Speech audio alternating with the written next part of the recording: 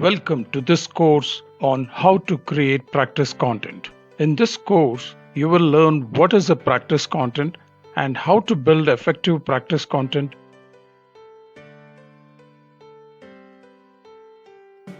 Among the different types of learning content, there are two types of learning content based on the function. They are explanation content and practice content. In this course, you will learn about practice content. Let's start by seeing the objectives and a brief introduction on how to create practice content. By the end of this course, you will be able to define practice content, list and explain the building blocks of a practice content, list the steps to create questions, identify the tool to build practice content and the different types of questions you can build using it, and finally, list the quality factors of a good practice content. Practice is what you repeatedly do to gain or improve or master whatever you want, be it knowledge or a skill. By practicing, students will gain familiarity with the concept or topic or lesson they are studying, improve and reinforce their existing knowledge, solve a problem using the knowledge they already have, and get feedback indicating the improvement in understanding and their ability to solve problems. Students can practice in different ways, such as answer questions, engage in mental and practical activities, or discuss the topics with their classmates or teachers or parents.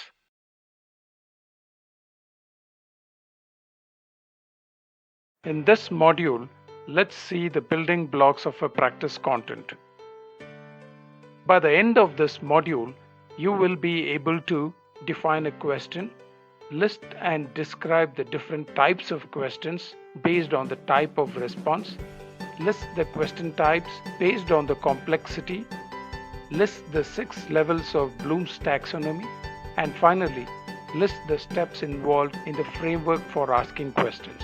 A question is defined as a statement that you either write or ask a person about something you want to learn about. There are two types of questions based on the type of response we are seeking. They are objective questions and subjective questions. Objective questions are asked to get specific answer. For an objective question, the learner selects one correct response among several alternatives. The answer can also be a word or a short phrase or a complete sentence. Popular examples of objective questions include multiple choice questions or MCQs, true or false questions, or matching questions. Subjective questions are asked to get a detailed answer. For a subjective question, the learner organizes the thoughts in a structured manner to answer. Popular examples of subjective questions elicits a response as a short answer or a long essay answer, or derive a formula or solve a problem. Based on the complexity of the questions are classified as easy, moderate, and difficult questions. In 1956, Benjamin Bloom, an educational psychologist at the University of Chicago, presented a taxonomy now popularly known as Bloom's taxonomy. The Bloom's taxonomy is a classification of different learning objectives and skills that educators set for their students. With the help of Bloom's taxonomy, along with different question types, educators can create effective practice questions. The Bloom's taxonomy has 6 levels. The first level of the Bloom's taxonomy is remember. This level involves recall of facts and concepts related to the topic you are studying. The second level of Bloom's taxonomy is understand. This level involves your ability to explain and describe. This demonstrates your understanding of the topic which you are studying. The third level of Bloom's taxonomy is apply. This level involves your ability to solve problems, apply an idea or formula, or interpret a concept you are studying. All of these demonstrate your ability to apply the knowledge you have studied and gained. The fourth level of Bloom's taxonomy is analyze. This level involves your ability to compare and contrast the information you already learned and organize them in a logical sequence. All of these demonstrate your ability to analyze the knowledge you have already gained. The fifth level of Bloom's taxonomy is evaluate. This level involves your ability to critique or argue on the topic or subject you have studied and take decision for your next steps. All of these demonstrate your ability to evaluate the knowledge you have gained. The final and the sixth level of Bloom's taxonomy is create. This level involves your ability to make something new or develop a new idea or product. All of these demonstrate your ability to create or make things based on your knowledge, skills, and experience. The Bloom's taxonomy provides a framework to create and ask questions. Let us see the sequence. First, assess the current level to see where the student is in the current situation. Second, instruct and give practice to master the current level. Third, assess the mastery of the current level. Fourth, instruct and give practice to master the higher level. And finally, fifth, assess the mastery of the higher level.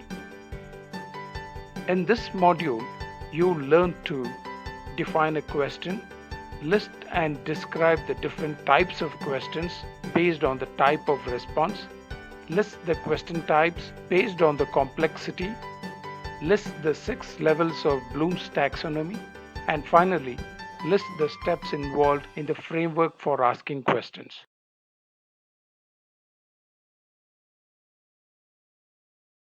In this module, let's see the steps involved in creating practice questions.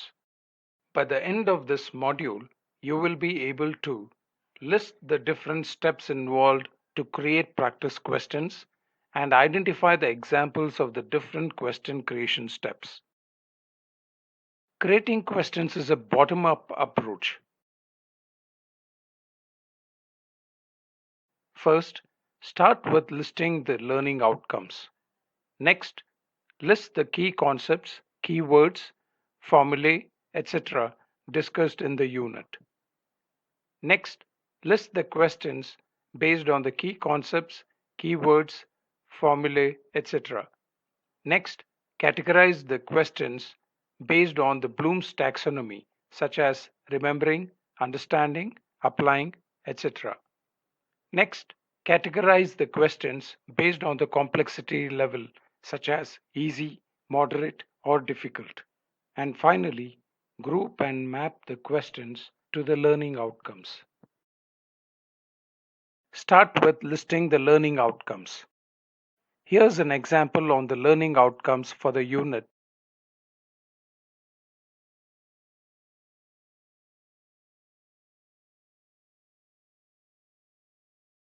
Next, list the key concepts, keywords, formulae, etc. discussed in the unit.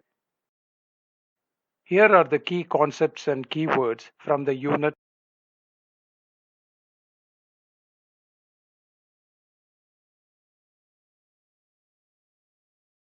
Next, categorize the questions based on the key concepts and the keywords listed earlier. Here's an example of the 3 questions based on the key concepts and keywords.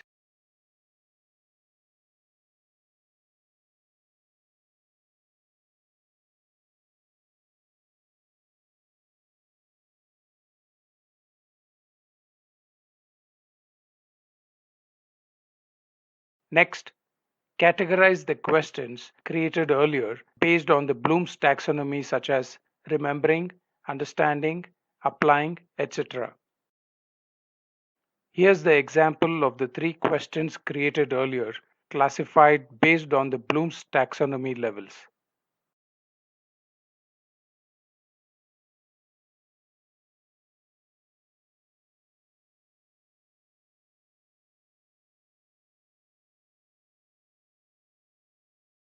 Next, categorize the questions created earlier based on the complexity level, such as easy, moderate, or difficult. Here's the example of the three questions created earlier, classified based on the level of complexity.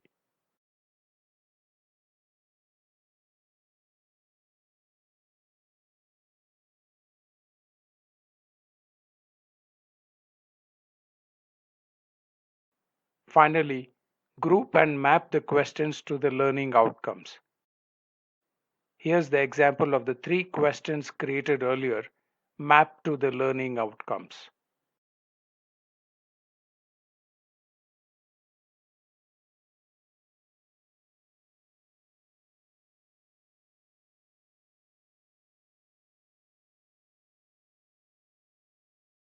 Creating questions using the bottom-up approach and having students to practice answering them enables the students to get thorough with the topic they are studying. In this module, you learned to list the different steps involved to create practice questions and identify the examples of the different question creation steps.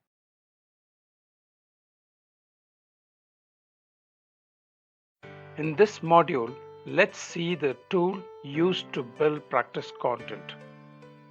By the end of this module, you will be able to list the different types of questions that can be created using Diksha Content Editor. Using the Diksha Content Editor, you can create 5 different types of questions for practice content. The 5 different types of questions are match the following, multiple choice question, fill in the blanks, reordering words, and arrange in sequence.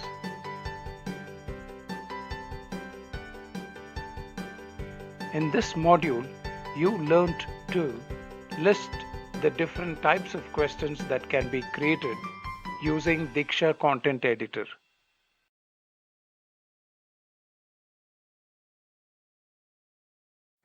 In this module, let's see the different quality factors of practice content. By the end of this module, you will be able to list the do's and don'ts of question creation across different dimensions such as language style, structure, and subject matter. Let's see the do's and don'ts on the language style we need to remember while creating questions. First, let us see the do's of the language style. The language should be simple, clear, and concise. The language must be free from grammatical and spelling mistakes, and the language must be age and grade appropriate. All these factors make it easy to understand for the students. Now, let us see the don'ts of the language style. Don't have sentences with absolutes or determiners such as always, never, all, none, frequently, sometimes, often, etc. Don't have sentences with none of the above.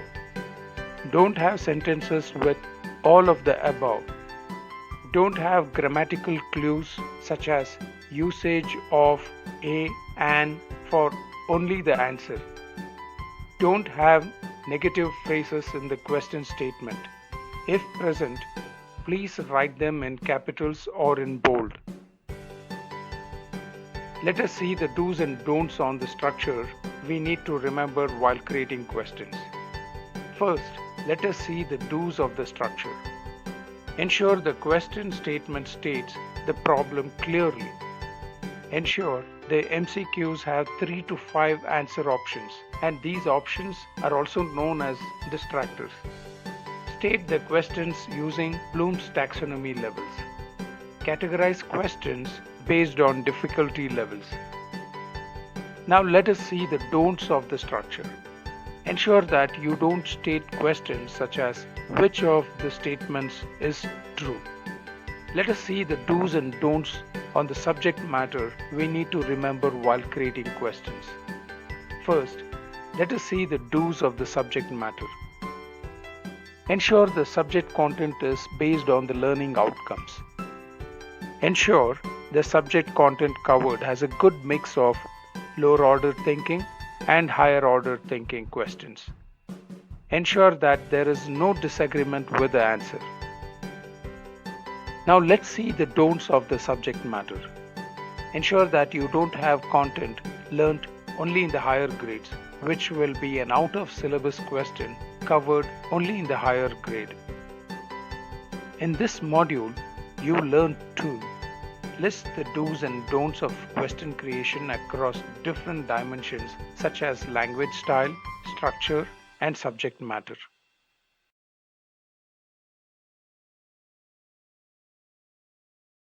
Let's conclude by summarizing what we saw in this course on how to create practice content.